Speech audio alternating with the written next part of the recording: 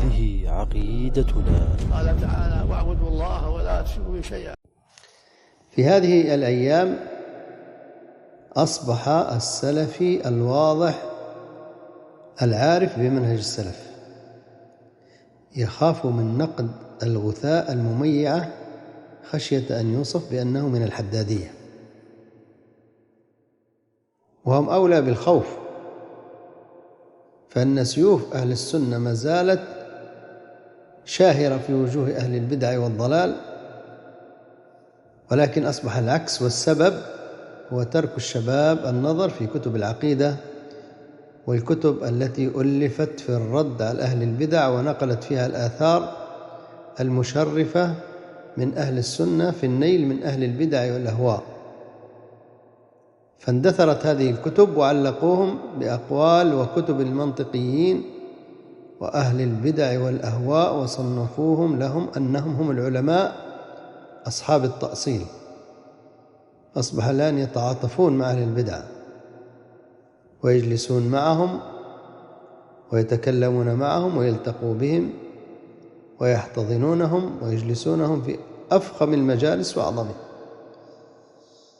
السلف كانوا فيما مضى يصنفون الرجل بمن يجالس ومع من يمشي، كما قال الأعمش رحمه الله: كانوا لا يسألون عن الرجل بعد 3: ممشاه ومدخله وألفته من الناس.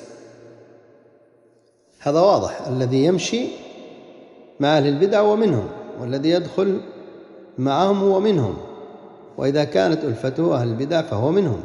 هذه أشياء ودلالات واضحة، لا يحتاج للرجل أن يسأل عن الشخص بعد أن يراه يماشي هؤلاء المبتدعة وهم مدخله ومخرجه. كان الأوزاعي رحمه الله يقول: من ستر عنا بدعته لا تخفى علينا ألفته.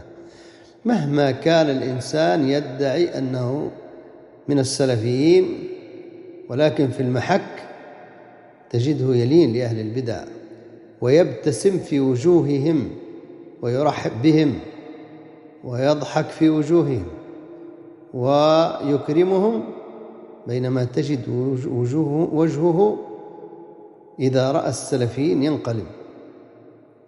أمراض قلوب. هذا الميزان السلفي الذي يجب أن يكون ينظر إلى مدخله ومخرجه مع من يمشي ومع من يجلس، ولا يحتاج بعدها أن يسأل أحد عن حاله. تماشي أهل البدع ولا تستحي، وتجالسهم ولا تستحي، وتحاضر عندهم ولا تستحي، بل وتأتي بهم يحاضرون ولا تستحي أيضا، بل يقدمون على أنهم من أهل العلم. أين هذا من منهج السلف؟ لمن يعرف منهج السلف. هل هكذا كان السلف؟ أبدا. ليس كل من قال أنه سلفي يكون كذلك. انتبهوا، الآن التمييع انتشر بقوة حتى أصبح حقا عند بعض من لا يعرف السنة بسبب ما مر على السلفيين من الفتن، وتشتت بعضهم فنبتت هذه النابتة التي كانت مندثرة لا وزن لها. أصبحوا اليوم هم حماة السنة والمنهج السلفي. رحم الله سفيان عندما قال: من جالس صاحب بدعة لم يسلم من إحدى 3: إما أن يكون فتنة لغيره، وإما أن يقع في قلبه شيء فيزل، وإما أن يقول: والله ما أبالي تكلموا فيها وأنا واثق يعني من نفسه.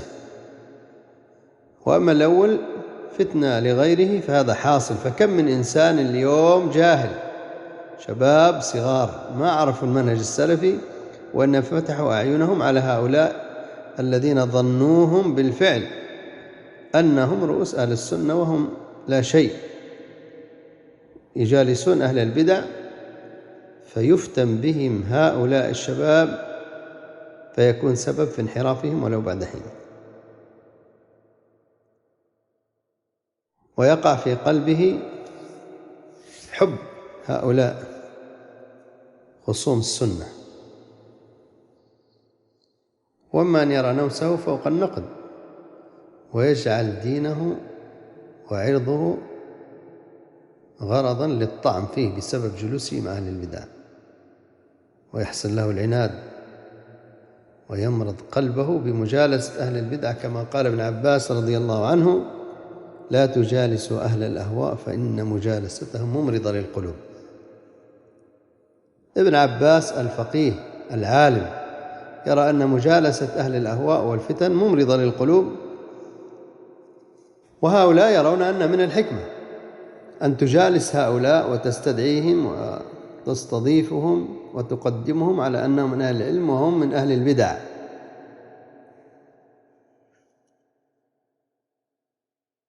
كأن الإنسان قد ضمن أن لا يزيغ قلبه بسبب فرط غروره.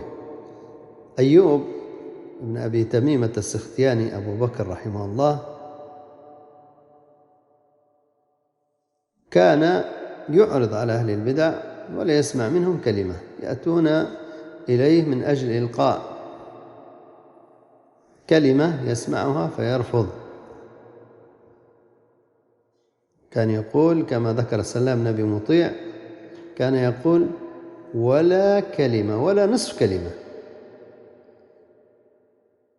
أيوب أهدى أم هؤلاء الذين يأتون بأناس من أهل البدع من أجل إلقاء كلمات ودروس؟ أهذا أهدى أم أيوب؟ أي الفريقين أهدى للحق إن كنتم تعلمون؟ ومن أعظم وصايا الإمام أحمد رحمه الله نقلت عنه في كتب السنة أنه كان يقول: أهل البدع لا ينبغي أن يجالسهم أحد ولا يخالطهم ولا يأنس بهم. طيب، لو جعل الإنسان اليوم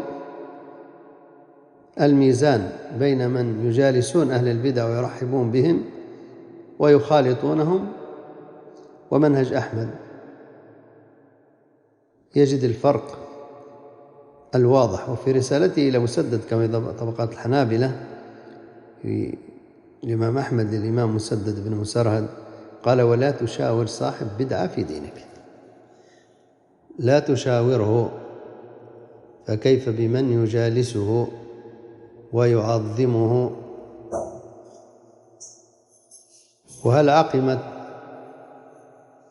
أرحام نساء أهل السنة وعدموا حتى يستعان بأهل البدع؟ قد مضت الصحابة والتابعين وأتباعهم رضي الله عنهم جميعا متفقون على معاداة أهل البدع وهجرهم، والاتيان بأهل البدع وإيوائهم يجامع التوقير لهم. وأهل السنة نصحه. ذكر ابن عقيل عن نفسه أن الحنابلة رحمهم الله طلبوا منه هجر جماعة من أهل العلم، وكان يرى ابن عقيل أن هذا يحرمه من العلم أو من بعض العلم. قال الذهبي رحمه الله: كانوا ينهونه عن مجالسة أهل البدع ويأبى عليهم حتى وقع في حبالهم. هذه هي النتيجة لكل من اغتر بنفسه وجالس أهل البدع.